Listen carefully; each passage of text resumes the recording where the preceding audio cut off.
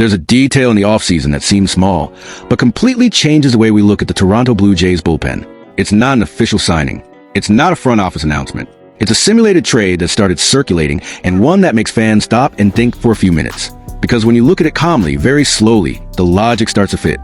The proposal is simple on paper. Toronto would receive left-handed reliever Jojo Romero, currently with the St. Louis Cardinals. And St. Louis would get two names from the Jays prospect system, outfielder Yohander Pinango and pitcher Fernando Perez. That's it. But take a breath for a second, because when we start looking piece by piece, what looks like a simple trade starts revealing some interesting layers, and maybe even some uncomfortable ones. First, let's talk about the main name here. Jojo Romero, left-handed, high-leverage reliever, late-inning arm. Last season he posted a 2.07 ERA, 1.7 WAR, the best mark of his career. And that number, for a reliever, stands out. Relievers rarely accumulate high WAR. For a bullpen arm, 1.7 already means real impact. He's not the guy who only comes in when the game is already decided. He's the type of pitcher who shows up when the score is for 3, the ninth inning approaching, and a dangerous lineup coming up. Now an important detail. In St. Louis, Romero recorded 8 saves. But saves can sometimes be misleading. He wasn't necessarily the established closer the whole time. He was more of a reliable arm used in critical moments. And this is exactly where the conversation starts getting interesting for the Toronto Blue Jays. Because the Jays bullpen has quality, but it also has a very clear characteristic. It's kind of strange. Think about it. The end of games in Toronto right now revolves around two main names, Jeff Hoffman and Tyler Rogers. Hoffman with the power arm, Rogers with that completely unconventional submarine style. One right-hander built on velocity, another right-hander with an impossible release angle. Now pause for a second, because there's an important detail here. Both of them are right-handed. And in modern baseball, a bullpen without a dominant left-hander in high-leverage situations starts to become predictable, especially in October.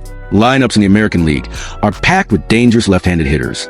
If the opposing manager knows you don't have a dominant lefty in the bullpen, he manipulates the lineup. He stacks left-handed bats. He forces matchups. He creates discomfort. And then the question appears, does Toronto's bullpen need exactly that kind of arm? A left-hander, reliable, who comes in when things start getting tight? Now change the angle. Because to understand the logic of this trade, you need to look at the other side. What's happening in St. Louis? The St. Louis Cardinals have been one of the most active organizations this offseason, but not in the way many people expected. They're not simply stacking new signings. They're reorganizing the house, cutting payroll, moving veterans, creating space, and most importantly, accumulating prospects. It's a strategy several franchises use when they realize the current cycle may not produce an immediate championship. So they do something fans hate hearing: recalibration. Not a full rebuild, but also not going all in. It's somewhere in the middle. And in that kind of strategy, a veteran reliever with strong market value becomes currency. That's exactly the case with Romero. Because relievers are curious assets. They are extremely valuable, but also extremely volatile.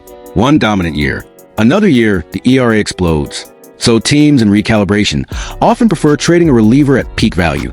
And this might be Romero's peak. 2.07 ERA, 1.7 WAR, interested market, high value. So if you're St. Louis, you ask, is it more valuable to keep Romero until the end of his contract, or turn that value into 2 prospects? And that's where the names Toronto would send come in. First, Yohander Pinango, 23 years old, outfielder. And here's an important detail. Pinango is considered the number 10 prospect in the Blue Jays organization, according to MLB Pipeline. That already says a lot. Top 10 system prospects always draw attention.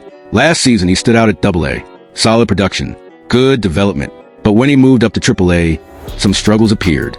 Nothing dramatic, nothing discouraging, just a typical adjustment every prospect faces when approaching the majors. The difference in level shows up quickly. Pitcher velocity, quality of breaking balls, decision-making at the plate. Everything speeds up. Still, the potential is there. And St. Louis could see Pinango as someone who might contribute in the outfield as soon as this season. Not as an immediate star, but as a piece who could arrive quickly. Now comes the second name, Fernando Perez, a right-handed pitcher, even younger in the development process. He's not ready for the majors yet. That's important to be clear about. But last season's numbers stand out. He made 26 appearances between high A and AA, and maintained an ERA around 3.00. Consistency, that kind of arm for an organization trying to strengthen its system, has value, especially when a pitcher shows the ability to maintain stable numbers while moving up levels.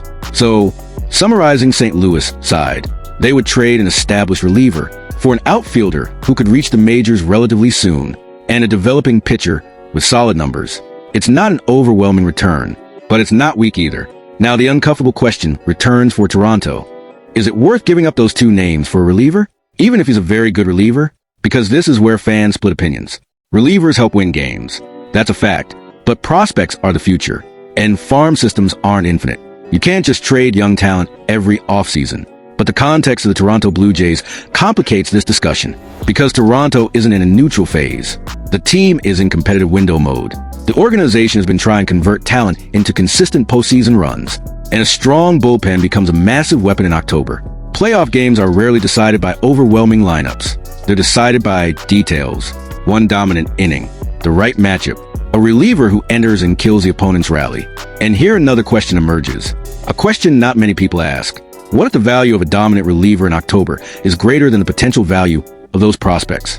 Think about the league's recent experience. Dominant bullpens change series. Managers shorten games. Starter goes 5 innings. Bullpen takes the rest. If Toronto could build a late-game trio with Hoffman, Rogers, and Romero, that creates something interesting. Variety of styles. Right-handed power. Right-handed submarine. Left-handed high-leverage arm. 3 completely different profiles. That disrupts the opponent's offensive planning. And October baseball loves that kind of chaos. But there's always another side. Prospects are a gamble. Relievers are too. Just different kinds of gambles. Penango could still develop a lot. Perez too. And if one of them becomes an important roster piece in the coming years, the trade starts to look expensive. Now pause, because there's also a psychological factor here. Fans usually evaluate reliever trades differently. If a reliever arrives and does his job, nobody complains. But if he has a bad season, the criticism shows up quickly. They traded prospects for a bullpen arm. You hear that line on every sports show. But looking at it coldly, without emotion, the trade has logic for both sides. St. Louis gains young talent. Toronto strengthens the bullpen for a playoff push. It's not a blockbuster. It doesn't completely reshape the franchise, but it's the kind of move competitive organizations make precisely to gain small margins. Margins that decide close games. Margins that decide series. Margins that decide seasons. And then the final question echoes among Blue Jays fans. If this trade were actually on the front office table, would you do it? Would you give up Penango and Perez to bring in Jojo, Romero and strengthen the bullpen right now? Or would you hold on to prospects thinking about the organization's future? Because one thing is certain. If Toronto wants to truly compete in the American League, the bullpen will be part of the answer. And maybe, just maybe, a dominant left-hander is exactly the missing piece.